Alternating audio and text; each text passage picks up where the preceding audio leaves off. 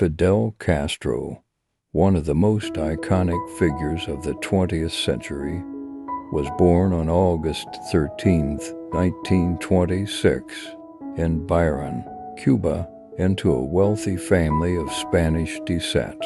His father, Angel Castro, was a wealthy landowner, and his mother, Lina Ruz Gonzalez, was a servant in the household. Castro's early life was marked by privilege, attending the best schools and growing up in relative comfort. However, his journey to becoming a revolutionary leader and the ruler of Cuba was shaped by both his education and his experiences with social inequality. Castro attended the University of Havana, where he studied law. It was during his time at the university that he became politically active, participating in protests and becoming disillusioned with the political corruption in Cuba. He also became inspired by the struggles for independence in Latin America, particularly the plight of the poor and the influence of U.S. imperialism in the region. He joined the Cuban People's Party and later the Orthodox Party, which was an opposition group in Cuba. In the late 1940s, Castro became involved in an attempt to overthrow the Cuban government, which was under the leadership of the dictator Fulgencio Batista, who had seized power in a 1952 coup. Although he did not succeed in his initial efforts, Castro's determination only grew stronger. In 1953, Castro, then a young law student, organized an attack on the Moncada barracks in Santiago de Cuba, an important military facility. The goal was to initiate a rebellion against Batista's regime. The attack was a failure. Castro was captured, and many of his comrades were killed.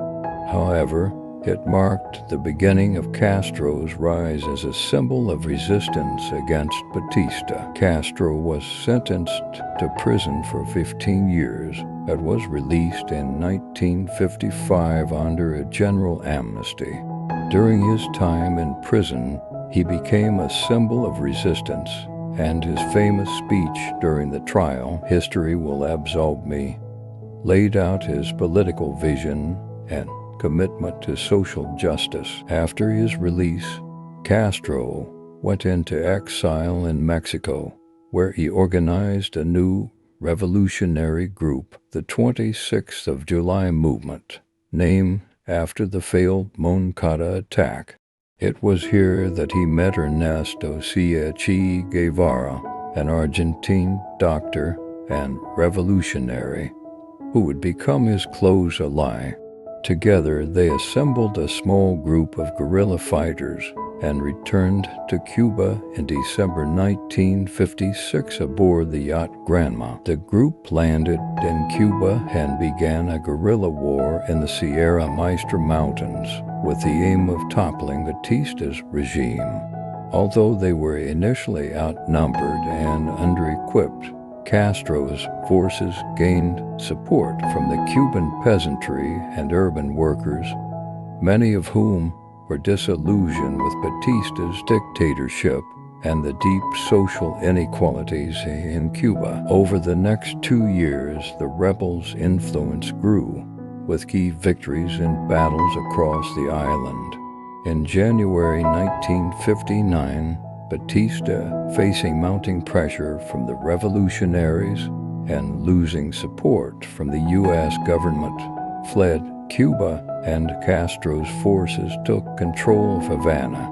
Castro's victory made him the undisputed leader of Cuba. Castro's rise to power was initially celebrated as a triumph of the oppressed over a corrupt dictatorship, but it marked the beginning of a dramatic transformation of Cuba into a socialist state. Castro implemented radical social reforms, including the nationalization of industry, land redistribution, and the introduction of universal health care and education. His government aimed to eliminate poverty, illiteracy, and inequality. However, his policies also faced criticism, both from within Cuba and internationally. His government moved rapidly toward socialism, and by 1961, Cuba formally declared itself a socialist state, aligning itself with the Soviet Union during the Cold War.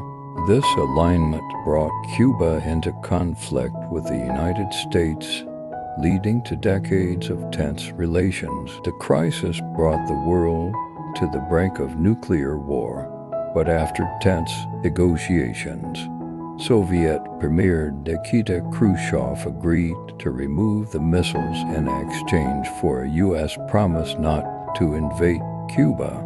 This episode solidified Castro's image as a defiant figure against U.S. imperialism, but it also left Cuba in a vulnerable position, dependent on Soviet support. Under Castro's leadership, Cuba faced numerous economic challenges.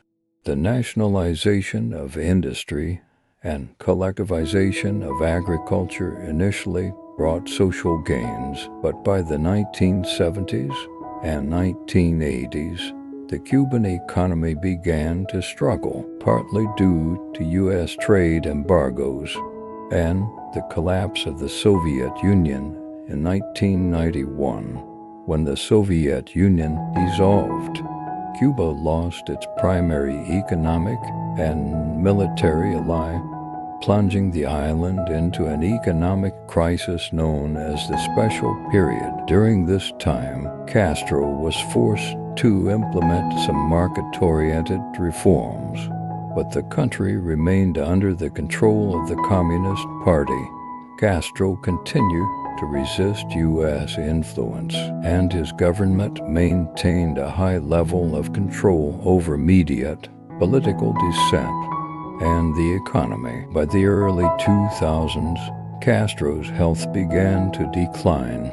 In 2006, he underwent surgery for an intestinal ailment and temporarily transferred power to his younger brother, Raul Castro. Although he remained active in Cuban politics for some years, Fidel Castro formally retired from the presidency in 2008. After nearly 5 decades of leadership, Raul Castro succeeded him as president, and in the years that followed, Cuba saw a slow process of reforms, including the opening up of the economy to private businesses and greater engagement with the global community.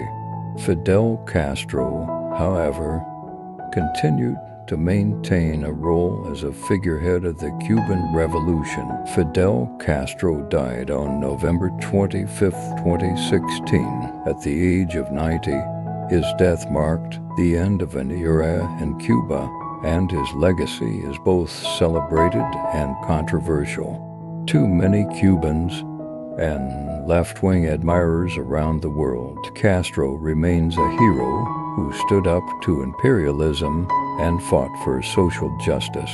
His revolutionary ideals and his staunch defense of Cuban sovereignty won him widespread respect, particularly in the developing world. However, his rule was also marked by repression, with political dissidents in prison, freedom of speech limited, and the economy often underperforming. His government's human rights record remains a point of contention, with many critics highlighting the lack of political freedoms and the harsh crackdown on opposition. Fidel Castro's life story is a testament to the complexity of revolutionary leadership, one marked by both triumphs and failures, heroism and authoritarianism. He remains a divisive figure, emblematic of the struggles and contradictions of Latin American politics in the 20th century. Please like, subscribe, and share my channel to support me. Your support means a lot. Stay tuned for more awesome content.